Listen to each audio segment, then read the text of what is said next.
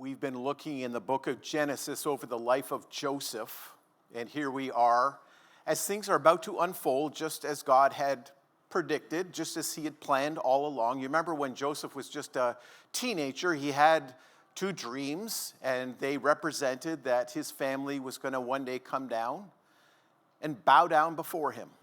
And they both, the father and the sons, thought that was unacceptable, or maybe quite comical, but certainly something that only a daydreamer would ever think.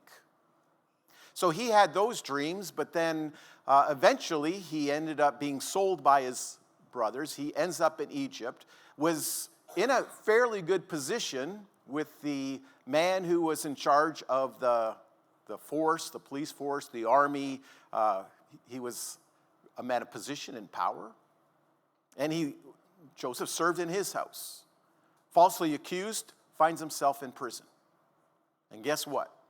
Some other guys have dreams. So the baker had a dream, and the cupbearer had a dream. And Joseph interpreted their dreams. And it's kind of interesting, that's kind of where we ended up last week, because Joseph says to the cupbearer, you're going to be restored to your position. And when you're restored, would you let Pharaoh know that I'm here, wrongly accused, and I'm not even from here, I'm a Hebrew, and let him know.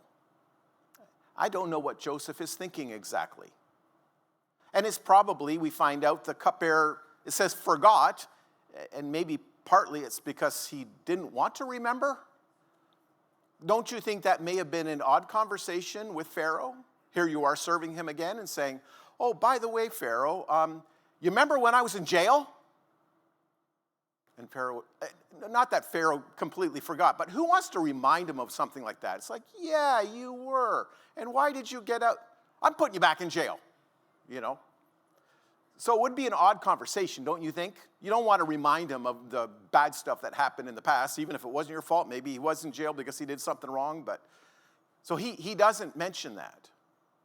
And it's probably a good thing he doesn't mention it, because if he mentioned it to Pharaoh, imagine that conversation. Well, Pharaoh, there's this guy in prison. He said he didn't do it. He did, you know, all that stuff. And, you know, he just wants to appeal to you. He wants to make his case. And what would Pharaoh have said? Oh, those guys are a dime a dozen. You know what I mean? People always say that we're in jail. I don't deserve to be here. I was falsely accused. You know? So Pharaoh would have no interest in Joseph, I don't think. We're going to find out today Pharaoh does have a big interest in Joseph for other reasons. But here's the bigger question, because most of us probably know how the story unfolds. But here's the question. Joseph, if the cupbearer mentions something to Pharaoh, you go to Pharaoh to present your case. And all Joseph would know is, I'm going to Pharaoh and I'm going to have a hearing. What would you say? So we're interviewing Joseph in prison. I think this is what he would have said. I would say to Pharaoh, I'm a Hebrew. I'm not from here. I was sold by my brothers, ended up here in Potiphar's house, falsely accused, in jail. You know what I would like? This is probably not what he's going to say to Pharaoh. I want your job. No. This is probably what he would have said. If you let me go, I'll return to my homeland, back with my family. You'll never see me again. Case closed. That would have been the best he could have ever imagined, wouldn't you think? And yet today we're going to find out what does happen is a little bit of a different story, because it's what God had planned all along. And so it's going to kind of unfold just as Joseph said. One quick thing as we rewind a little bit. You remember Joseph, when he had those dreams, he did tell his brothers and even told his father. Now, why did he tell them? First of all, so it could be in our Bibles. Well, why is it in our Bible? Why is that important? Because it's not just by coincidence that all these things are happening in Egypt. It's just not by coincidence he ends up in Pharaoh's place. It's not by coincidence he's in jail. It's not by coincidence that Pharaoh brings him in to interpret his dreams. This is God working out from the beginning what God knew all along. In other words, God's got a plan. And you know, the thing is, you don't always know the plan for your life. And I don't always know the plan for my life. And I don't know what the future holds, but God does. So can we trust him? And I think Joseph did trust him.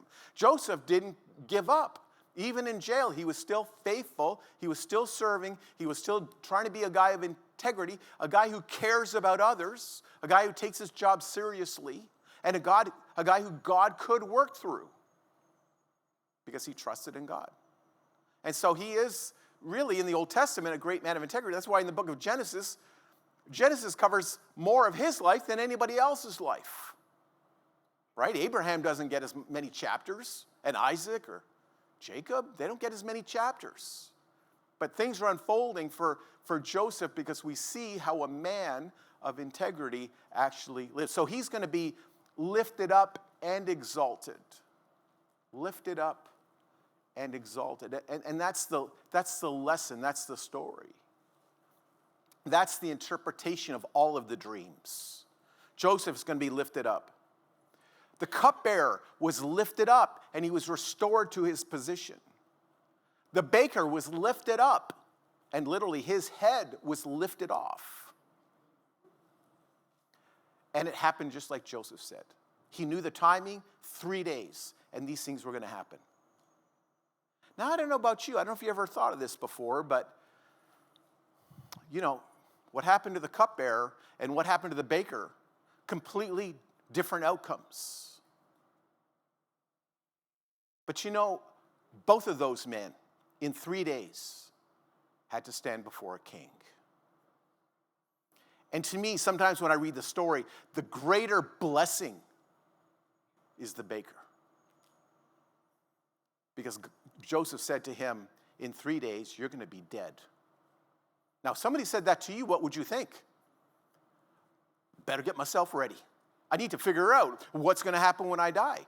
Like if someone said that, you know, today in our language, we'd say, I want to make sure I'm right with Jesus, right? I want to make sure I'm ready for judgment. I want to make sure that I'm going to heaven. I want to make sure that I'm ready to die. He had 3 days to get his life in order.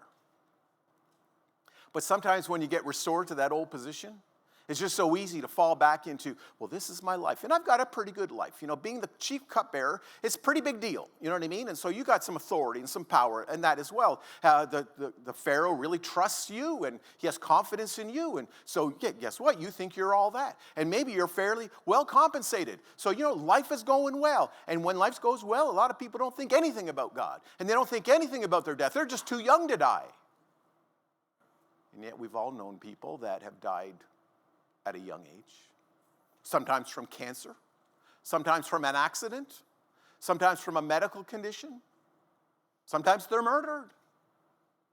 All kinds of things can happen to people even when they're young, but a lot of times young people think, what are the odds of me dying today? Well, we live like we're going to live forever. At least I did when I was young. Now you get a little bit older, just a little bit older, and you kind of think, today could be the day, right? I mean, it could happen at any time. It's a little bit more of a reality.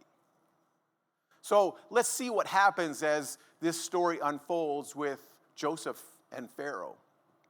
So the chief cupbearer was restored to his position, and yet in verse 23, the chief cupbearer did not remember Joseph, but forgot him.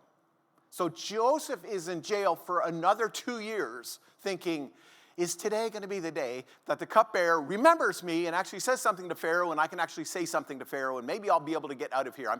And maybe somehow he's trying to think, I can work this out. I've got a plan. You know, I'm going to put some people in place. And so maybe with human reasoning, it doesn't always work out as planned. God has to intercede. And so Pharaoh has 2 dreams of his own one night. 2 dreams, and one dream is of cows. There's 7 strong and good-looking and healthy cows, and they're eating, and you know, in your dream you think, this is great, good, healthy cows, that's what we all want. It must be something to do with my future in prosperity. But then, after that, short time later, there's some 7 lean, I guess the Bible kind of says ugly, unattractive gaunt-looking cows, very thin, and they come up out of the Nile River, and then they eat the big, fat, plump, good-looking cows. And the skinny ones don't get any bigger. That's kind of scary. Probably doesn't mean anything, though, so he just goes back to sleep. Then he has another dream of some wheat, some translations say corn, and it has 7 healthy heads and grain and corn on this one stalk. And it looks great, healthy, great looking, ready to eat. But then soon after that, 7 heads of corn or wheat are also growing on another one, but they're ugly, they're look like death warmed over, they're probably all dried up, just looks horrible. And then these small, ugly, unproductive wheat, corn, eat the other and consume them. And so all you're left with is a lot of death and food that you can't eat. These cows can't eat them. This corn or wheat can't eat it. It's not very good. So you know what happens? Pharaoh is upset. He's concerned. He is worried. Now here's something that's going on maybe in Joseph's mind. Because you're in jail all this time. You think, where is God? When is this going to happen? When am I ever going to be vindicated? When am I ever going to be restored? When am I ever going to get exalted? What is this, my dream of even my brothers bowing down? Is that ever going to happen? Can I really hold on? And this is from Job, and I'm wondering if Joseph ever felt this, or thought about this, felt this way. Because if he didn't, I'm thinking maybe you have. Kind of when you are in your dark pit, when you've gone through a lot in your life, where you're like, I don't know when I'm ever going to get out of here. I just don't know how this is going to work out. I'm wondering where God is right now.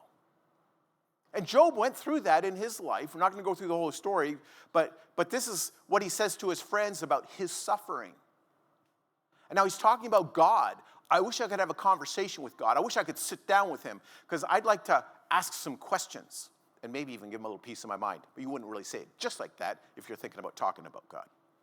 Oh, that I knew where I might find God, that I might come even to sit down with God, to a seat. I would lay my case before him, and I'd fill my mouth with arguments. Kind of like, I got this all figured out. I know what I would say, that this is just unfair, it's unjust. You know, you gave me all these friends. They're not very helpful. They're actually even making things worse. They're even making me more discouraged. You know, I need some help here, God. I got my arguments. I would know what he would answer me and understand what he would say to me. I know how God would reply. He'd say, oh, Job, sorry, I forgot about you. So I'm coming now. I'm going to restore you. I'm going to rescue you. I'm going to help you. You know what I mean? But you're absolutely right, Job. So I'm thinking that's what he's thinking. I know how God's going to answer me because I know I'm right. Would he contend with me in the greatness of his power? No. He would pay attention to me. There, an upright man could argue with him, and I would be acquitted forever by my judge. So probably thinking a little too highly of himself, thinking that he can come into God's presence and lay this all before God, and God would be like, all right. He kind of does that, and God doesn't just say, all right. He kind of comes back with a few questions of his own. But this goes on to say this about Job. It's kind of interesting. Behold, I go forward, God's not there.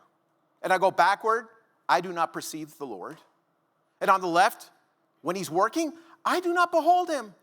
And he turns to the right hand, I don't see him.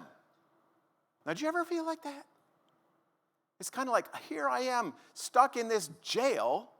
Job is stuck in his pain and his misery and his sorrow. He's saying, I don't see God working in. I know he's working because that's kind of what I've been told, and that's what I believe, and that's what I trust in, but I just don't see it.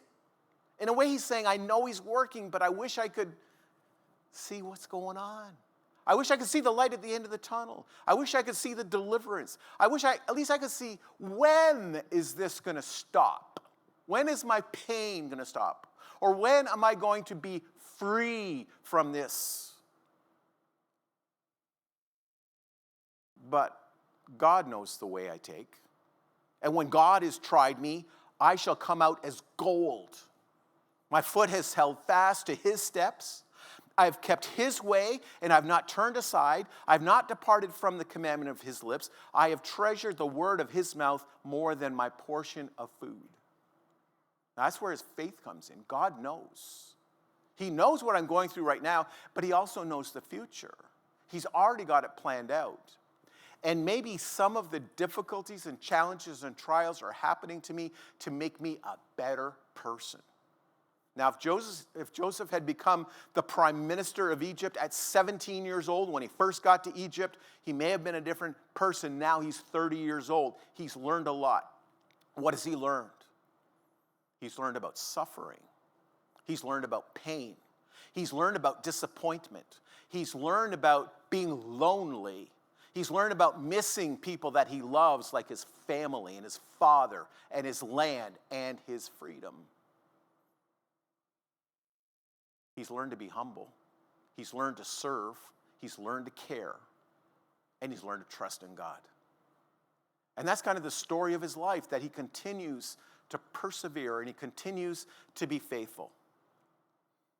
So, after 2 whole years, this is after he had this conversation with the cupbearer, remember me. So 2 whole years.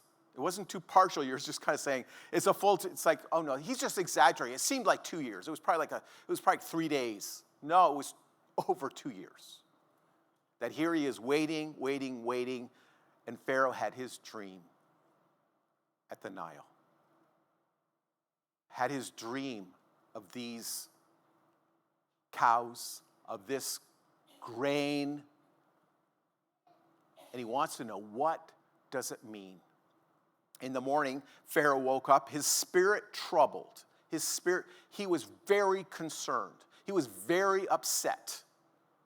So what does he do? Well, we'd say almost quickly, immediately, he called for all of the magicians. We may call them sorcerers. We may call them wise men. They may be the people that are the priests of the gods, the people that know the answers, the people that study astronomy, the people that study witchcraft, the people that study sorcery to figure out what the answers are.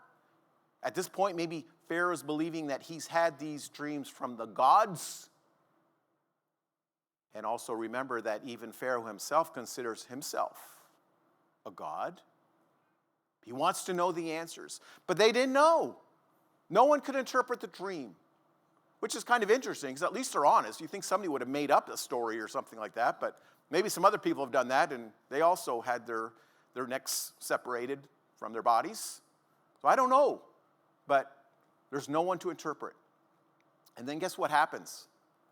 Cupbearer's like, sounds familiar. Somebody having a dream, wanting to know what the answers are.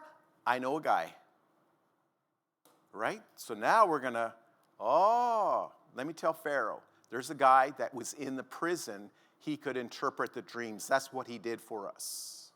So Joseph is called up before Pharaoh to interpret the dreams. So it's kind of interesting. Imagine how this goes. Pharaoh said to Joseph, I have had a dream, and there's no one who can interpret. I've said of you that when you hear a dream, you can interpret it. And Joseph said, you've talked to the right guy. I am the person. I am really good at this. I've done it a lot. I've got a pretty good resume. I've even been to dreamology school. I know, and I'm the guy. I'm all that. I'm better than all the other guys you got here. Is that what he said? Joseph's like, I can't do it. I don't know how long he stopped between he said the next part. I can't do it. Joseph's like, and Pharaoh's like, what? You can't do it? But listen to what he says. It's not in me. I cannot interpret you. I have nothing magical in me. I don't have gods inside of me. I know the Lord, and the Lord can give me the wisdom. It's not in me. God will give Pharaoh a favorable answer.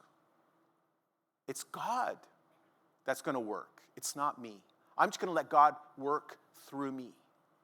You see, he was so troubled and so worried about his dream, he's looking for, the interesting thing is, I think it's the King James, or maybe the old King James, like the original King James.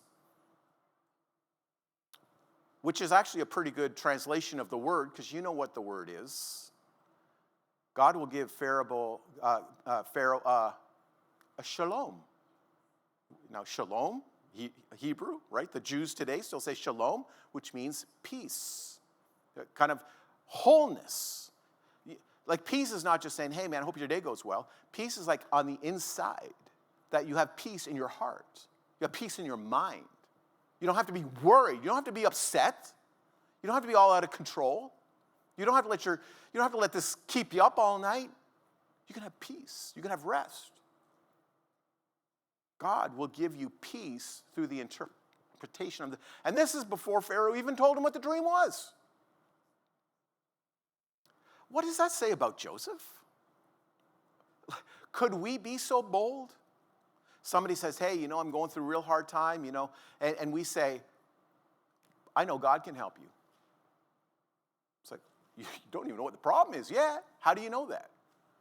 God can help anybody. God can help you through it. God's not necessarily going to get rid of all the trials, and God's not actually going to get rid of any of this problem.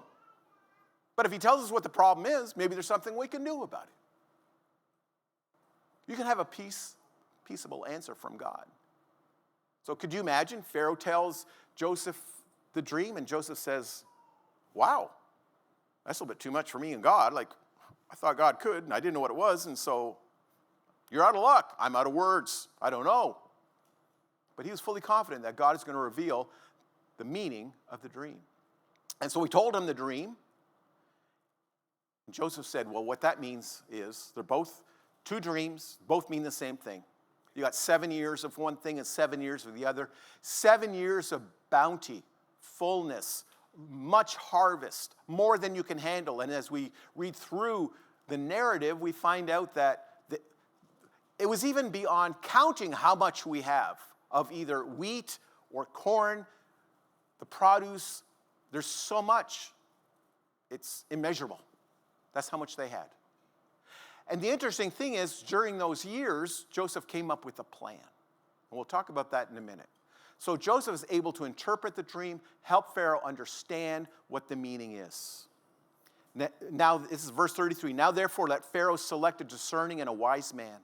Set him over the land of Egypt. And let Pharaoh proceed to appoint overseers over the land and take 1/5 of the produce of the land of Egypt during the 7 plentiful years. Joseph's wisdom is not just interpreting the dream of what it means.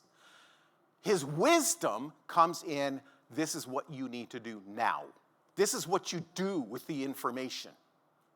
Because what are people like when they have plenty, when they have an abundance, when they have too much? Generally, people think, well, when I get a lot, I'm going to spend a lot.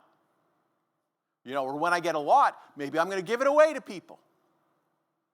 But Joseph is saying, no, when we get a lot, we are going to put some aside. We are going to save some.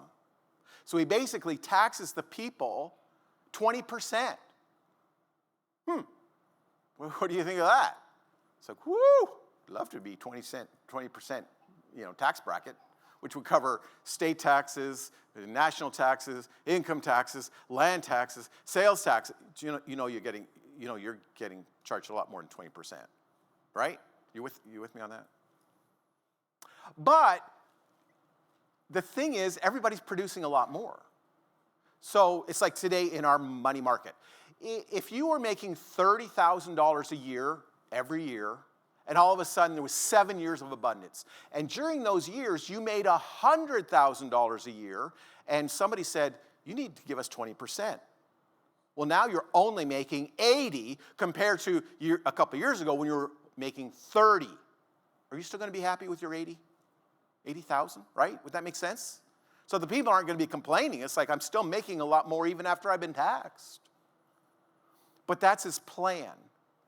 Now, Pharaoh recognizes not only is this guy able to interpret dreams, in other words, maybe, I don't know how Pharaoh's thinking this, but in his mind, maybe the gods are on the side of Joseph. Now, Joseph is always saying, I serve Jehovah God.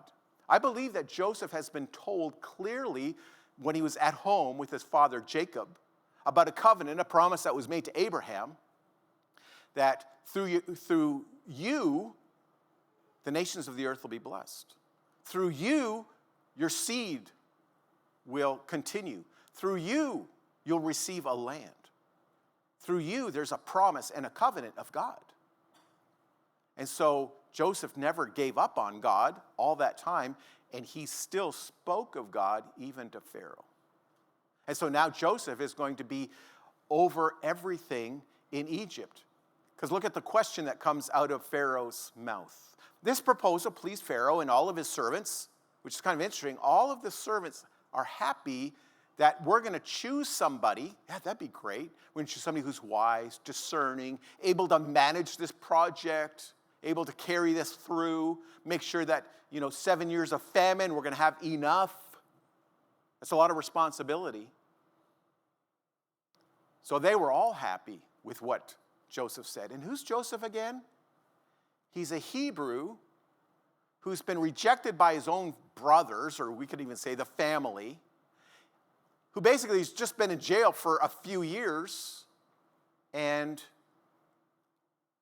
he's also been charged, or at least accused, of doing some horrendous crime in Potiphar's house.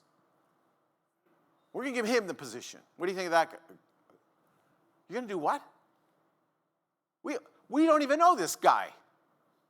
Like, I don't know if Potiphar had ever heard of him before. Who is it? And, okay. Pharaoh said to Joseph, since God has shown you all this, there is none so discerning and wise as you are.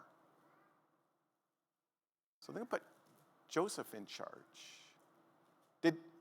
Now, if you were just reading the story for the first time, did anybody see that coming? That's like against all odds. Like that would never happen. What's going on here? Obviously, it's God intervening. And it's no surprise to God. And this is kind of very difficult for Joseph as he goes through this. Because in Genesis 41, verse 40, this is what Pharaoh says, you shall be over my house, and all my people shall order themselves as you command. So whatever you say, they're going to do. They're going to obey you. Only as regard to the throne, I will be greater than you. There's only one person that has more power and more authority than you, and that's, Pharaoh says, me. But you're second in charge. And I'm not even going to concern myself with all these other things. Pharaoh said to Joseph, see, I've set you over all the land of Egypt. Pharaoh took his signet ring from his hand. Now, that's quite powerful. You know what I mean? He could have said, hey, can somebody make another signet ring? Because he needs one of those. Pharaoh's like, I'm not even in charge of the stuff. I'm not in charge of ordering things. Like this is an open invoice, open credit cards. You get it all. You get all the power. And I think Pharaoh's saying, I'm going to give up all that to you. I'm giving it over. And he put it on Joseph's hand. He clothed him in garments of fine linen. Okay, this guy just got out of jail. Now, he did shower before if you kind of read through that, he did shower, and he actually shaved too. So he's, I don't know if he had a manicure or not, but he's looking okay now, right? But going from jail clothes to be the prince of Egypt, he's in a pretty good position. He put a gold chain around his neck. He made him ride in his second chariot. And they all called out before him, bow the knee. And he set him over all. Hang on. Now, what was Joseph's dream about? That one day his family, even his mom and dad, would bow their knee before Joseph. And I wonder what Joseph was thinking. The people that I love the most are not here. And he doesn't want his family to be there to see that he has made it, that he's all that. He's not there to see them bow down before him and beg and plead for bread. That's not what he's looking for. But he remembers. Here he is. In Egypt, everyone is honoring him and respecting him because God is with him. And back home, his brothers and his father know nothing about it. But they will. They will soon learn. And they will soon be in Egypt. And a part of God's plan of the famine, that God is working to make these things happen so that his people could be kept alive. so that they could be redeemed. This whole picture is actually a foreshadowing of God working as he does throughout the Old Testament of Jesus. Because if you remember, on the road to Emmaus, Jesus said to those two men, they didn't really know what was going on, have you not heard all the things that have happened in Jerusalem in the last days, that the Messiah was crucified, and now there's people saying he's risen from the dead? Don't you know? And Jesus didn't say it, but I think he thought it. I'm the only one who knows what happened. How come you're so slow to believe? And so what did Jesus do? Showed them from the Old Testament that all of this was a part of God's. Well, what part of the Old Testament would he be showing?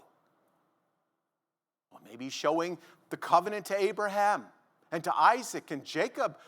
But what about Joseph? Even how God was working to redeem his people, to save his, literally from death. And not just from death, but so that Jacob's sons, including Judah. What? What Judah? Now, we talked about it a few weeks ago. Judah committed quite a crime in his own family. But, like, you wouldn't even believe this unless you read it before, but it's through Judah that the Messiah is going to come. But if Judah is dead from starvation because of a famine in the land, there's no Messiah. God's working out this plan through Joseph, that the Redeemer, Jesus Christ, would come and save us, not from a physical famine, but a spiritual famine. Not save us necessarily from physical death, but to give his life so that we could live forever with God in heaven. The plan of God unfolding and being revealed in the book of Genesis. God works in a mysterious way, his wonders to perform. And this is what God is doing in this wonderful story of redemption. Wonderful story of forgiveness. Wonderful story of reconciliation.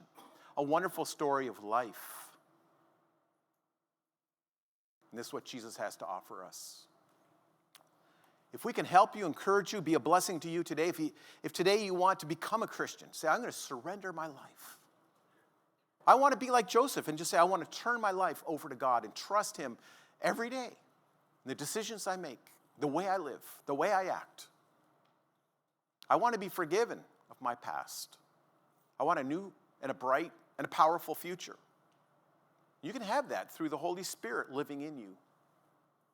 And that happens when you're ready to surrender your life to Christ. Say, I'm going to give it all to you. I'm going to trust in you. I'm going to follow you. I'm going to listen to you. I want to be baptized, to make a connection, to be united with Christ in his death and his burial, his resurrection. And so we're buried in water for the forgiveness of sins and the gift of the Holy Spirit. If today you want to do that, to make your relationship with God right and make your future secure, make sure you have a home in heaven. Let's stand. We'll sing this song. Let us know how we can be an encouragement to you.